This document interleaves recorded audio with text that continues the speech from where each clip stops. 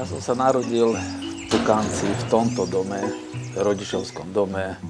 Tu som zostal, odtiaľto som neodišiel. Akorát, čo som bol na vojne 2 roky.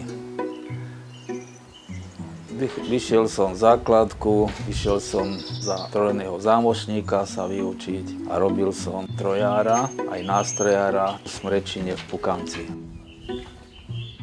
Nás bolo viacej detí, my sme 10. súrodenci. Otec nás musel vyživiť, aj vyštudovať. Všetci majú vysoké školy, akorát ja nemám. Už keď som sa vyučil strojný zámočník, robil som údržbu na drevoobrábacích strojoch, kým nezačalo sa prepúšťať, uvoľňovať, tak som odišiel, že budem doma robiť, trocha v dielni otcovej. Začal som robiť nábytok, vierka na kuchynské linky a čo mi kolegovia, kamaráti hovorili: Láco, čo špekuluješ, máš tu celý dvor, dom celý prispôsobený k debnárčine, čo sa toho nechytíš. Tak som sa chytil trochu a takto som sa dostal k sudom. Ale mali pravdu, lebo tí fajnšmekri, tí si vždy aj doteraz dávajú robiť dubové súdy. Kým otec žil, tak som robil súdky, každý úkon som vedel robiť a ma mrzí, že som to skorej nezačal. História je dosť debnárska, lebo drevo bolo tu v Pukanci, tak sa debnári chytili. Sú tu aj vinohrady, čiže tie súdy, kade, na hrozno, potom na kapustu sa robili. Čiže v tom čase išlo remeslo. Pred vojnou to išlo tuhom, to chodili na jarmoky, rozvoz, išli dole na Dolňaky, na Maďare, viezli súdy a staďa prišli, doniesli zbožie. Tie 50. roky, 40. roky, tedy neboli umeliny, neboli antikóry, tak tedy vo veľkom išli. V Pukanci bolo 16 remeselníkov, ako debnárov. U nás bol starý otec debnár. Otec so starým otcom mali tu na dielňu. Tu boli 4 majstri a mali tovarišov. Vždy boli 2-3 tovariši a vždy mali 2 učňov. Potom otec zobral remeslo po ňom. Starý otec zobral 53 krát, ja som sa vtedy narodil. Ja som ho nepoznal. Otec sa vyučil. Teď bola ešte učňovská škola. Veľmi krásnu písanku má, ako sa učil. Potom kresby rysoval.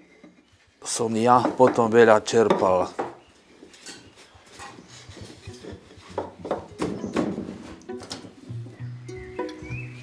To je starý otec. Aj to je starý otec, ako otcov otec, a to je otec. To je otec, mamka, to je Katka, sestra a Ivan, najstarší brat. To sú majstri, debnári, to sú moji súrodenci, najstarší. Toto je otec, toto je otec, toto je najstarší brat vnútri.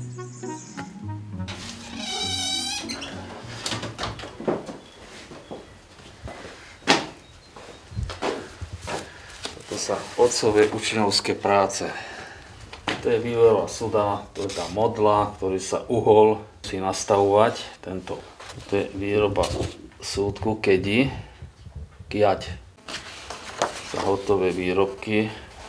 To je lievík, trichtár, to je kúpacia baňa. Toto je maselnica na maslo. Toto je vedro do studny opačné. To je putňa, sa hrozno vozilo, alebo šeličo.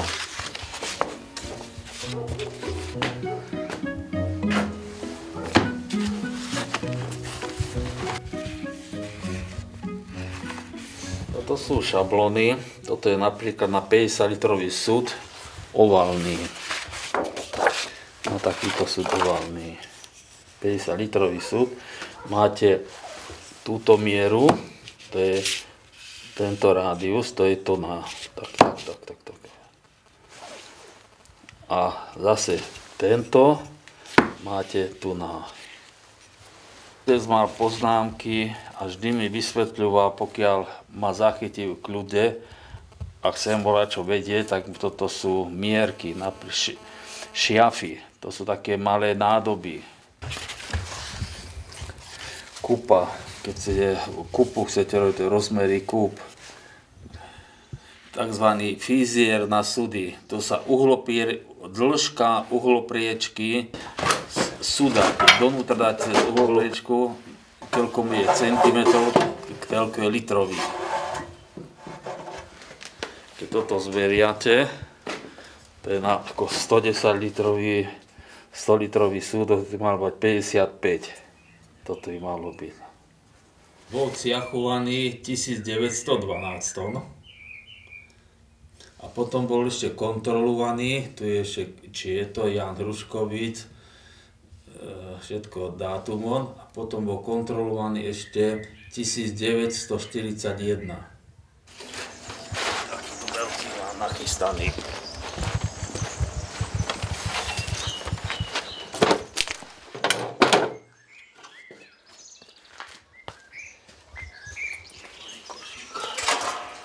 Otec bol veľmi šikovný, matematiku vedel do 1000 z pamäti. On sa nemal čas sa nám venovať, mama sa nám venovala. Otec len robotu nám dal, ale on si vždy zakladal rodinnú večeru. Keď sme večer sedeli, pečené zemiaky, ukázal prstom a na hocikoho a my sme museli odpovedať 6x8. Už sme museli odpovedať. Také od nás len matematiku vždy drobil. Aj pri práci, keď sme sena hrabali, už zakrýcal Laco, 6x6, sme museli automaticky povedať, keď sme rozmýšľali, už bol nahnevaný. A to sme sa veľakrát smiali, ešte aj teraz spomíname, keď sedíme pri stole, viacerí súrodenci, hocik do prstom ukáže. Ale mal pravdu. Lebo teraz človek používa počítače, kalkulačky a tá pamäť už neslúži.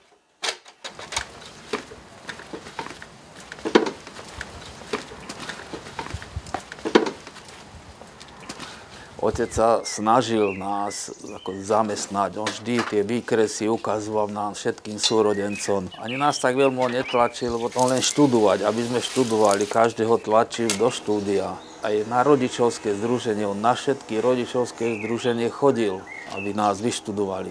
Každý má vysokú školu. Akurát mne sa tak slabšie nechcelo chodiť, ja som viacej halaškoval.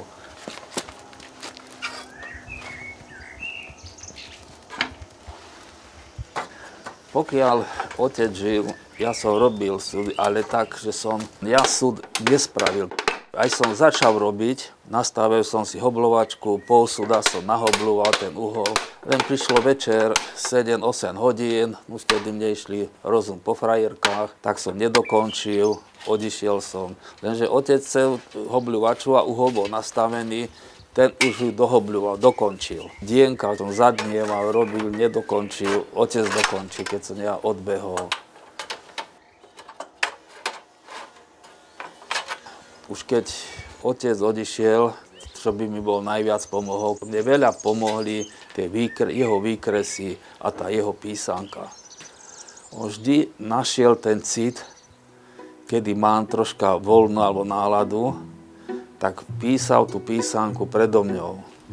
Veru vám poviem, že som to musel podľa výkresov všetko začínať a vtedy som si spomínal, že mal som viacej otcovi veriť a viacej, aby ma otec dotiahol do toho.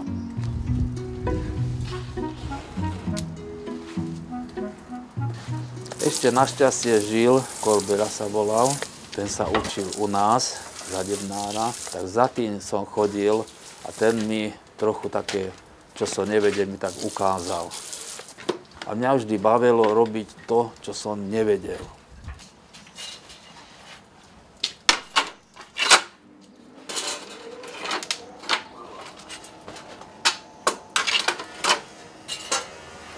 Ja som 45-50 rokov som mal, keď som sa chytil ja natvrdo na tieto súdy, debnárčinu. No pokiaľ otec žil, tak vtedy išli veľké súdy, išli 500 do 1000 litrov. Najväčší súd, čo sme robili, sa pamätám, to bolo 1600 litrový, to bolo do Vrábel, sme robili jednému. Ale potom, no, čím ďalej problém s drevom, tak sa išlo do menšieho, aj už tie ležiaky, už vtedy začali nahrádzať tie antikóry, tak sa robili vždy menšie. A 500 litrovcov, tých sa veľa robilo, lebo drevený súd je ťažký sa umývať, vtedy neboli vapky, že technika umývania, že to len v rukách sa umývalo, hrajbalo. Taký 500 litrovec vie jeden človek sám ho poumývať. A už potom išli ďalej, najlepšie boli 225-ky, sa to volajú, že lodné súdy, že i sám človek vie ho nagúľať, poumývať, aj udržiavať. Ja vyrábam súdky malé od 3 litrov najviac do 500. Ale už ani 500 nechystám, už len do 200 chystám materiál. 200 litrové, 150-ky a ako zákazník si objedná. Tieto menšie súdy do 50 litrov väčšinou idú na koňaky. Taký 10-20 litrový, do 50 väčšinou, aj 100 litrové sa im na koňaky. Súdy tieto väčšie, väčšinou títo fajšmekry si na červené vína objednávajú. Sú 3 stupne vypaľovania, je tak mierne, len ohnutý a vysušený. Potom je stredne vypálený M-ko a tak silno vypálené, to už aj príchudáva tak viacej do čokolády. Keď je stredne, ide do vanilkovú chuť má, lebo ten dub obsahuje tanín, ktorý pri tej teplote sa mení buď na karamel alebo na vanilku a tie chuťové vlastnosti potom odovzdáva.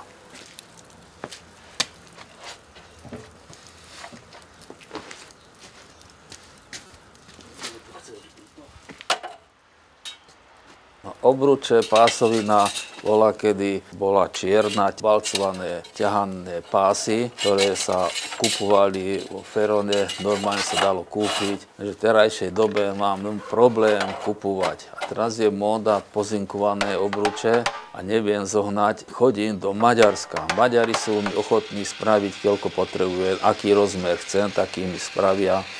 Tu na Slovensku, mi v Košicách, keď som si objednal, tak hovorím 7 tón taký, 7 tón taký a to ja nespracujem. Ja tých 200-300 kg do roka ja potrebujem železa rôznych rozmerov. Chodím do Dunajvárošu, tam si to objednám a do 2 týždňov mám pozinkované krásne obruče pásové.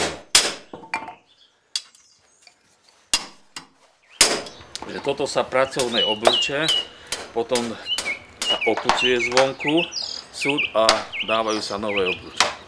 Pozinkované alebo teda zákazníkovi ako chce.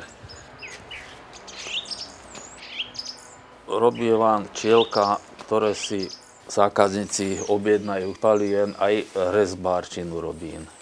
Ja síce nerobím, to dávam vyrezávať. Rezbárov mám.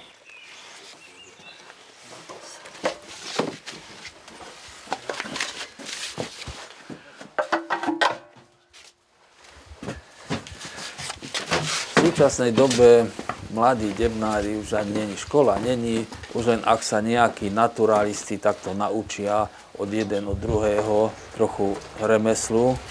Ja som tiež strojár, len to, že som to videl s otcom robiť a s tým som sa podučil tie základné veci. Ale potom som sa musel sám zdokonaľovať tými výpočtami, tie uhly.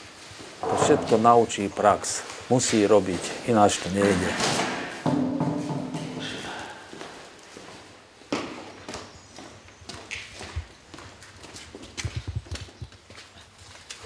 A drevo, nie? Parádička. To sa mi ľúbi. Ja mám doma 30 litrové, ale to sú to len také tenké drevko. Nič, pálenku som dal do toho, to na koňak, ale však to som nestačil dolívať pálenku do toho. To treba... So súdom treba žiť ako s mladou ženou. Treba koštovať a doplňať.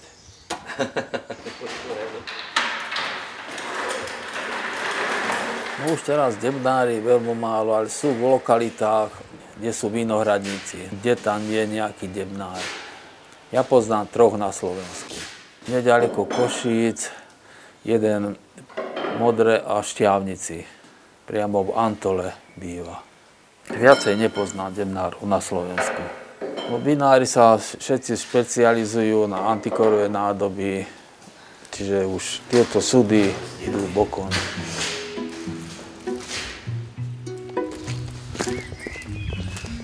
Prišli sme na námestie svätého Urbánka, takzvané ľochy, po pukánsky meko ľochy. A toto sú tie pivnice, ktoré sú poschodia jedno cez druhé. Táto je na druhú stranu, tu nás je pekná pivnica. Pukanec je veľmi známy, že máme dobré pivnice.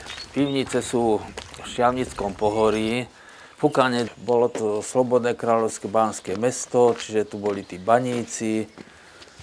Čiže baníci chodili potom kopať vinohradníkom tieto diery, pivnice, ktoré sú hlboko pod zemou a sú vedľa seba poukladané. Sú aj poschode, sú 2-3 poschode, jeden na druhom. No, bolo to zaujímavé pri oberačkách. Títo, čo mali toto poschodové pivnice, tí museli sa dohodnúť naraz oberať. Lebo ak náhodou skorej obral ten horný a začalo mu víno kvasiť skorej, tak ten spodný potom nezišiel do pivnici. Lebo plyn je ťažší a cez tú pôrovitú pôdu ten plyny prešli tomu dolnému, aby sa neotrávili. Čiže museli sa dohodnúť naraz oberať. Ja mám jednu pivnicu 9,5 metra a druhú je 16 metrov pod zemou. Ako sa máš, vínko? Okoštuj ma, Hlacko.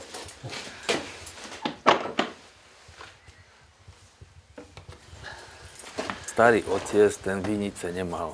Otec ten mal, lebo kamaráti mali vinice, tak ho pozvali na pohár, tak aj on chcel mať vinicu. Dedil po starej materi pivnicu, tak potom kúpil vinicu a starý otec mu hovorí: Jano, ak ty začneš vinice sa venovať, remeslo pôjde bokom. No ale sa chytil jednej vinici, potom ešte jednu vinicu, tak máme 2 vinice a začal robiť vínko. Rád mal vínko, chutnal vínko. Toto je ako rodičovská pivnica, ako otcová. A toto ako zomreli, tak som kúpil hinto a kúpil som toto. Víno, to bol u mňa koníček. No už napokon, už to bolo tak veľa, že už to není koníček, už je to kôň.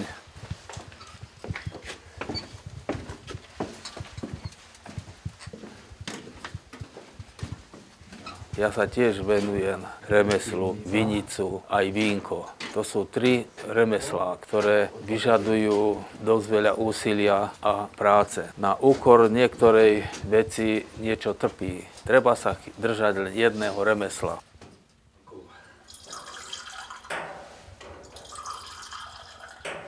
No ja vínka rád koštujem, ochutnávam, chodievam na degustácie. Vysadil som si nové odrody, devín, trochu páľavy. Mám Alibernet červený. Mám Peseckú Leánka, to je stará odroda pukánska, ktorá sa v Pukánci veľmi darí. Potom mám Svätý Vavrinec, mám okolo 120 koreňov, Svätého Vavrinca. Mám Miller Turgal, to má tiež okolo 100 koreňov. Tak sme zvyknutí, že každú nedeľu okolo 4. sa kamaráti, ľochári tam stretávame a porovnávame si vínko. Jeden od druhý, do aké má. A poradíme si, kto má lepšie, kto má, čo treba s vínkom robiť. Aj s vinicama. Ale ten výrok, že už remeslo ide bokom, je to pravda.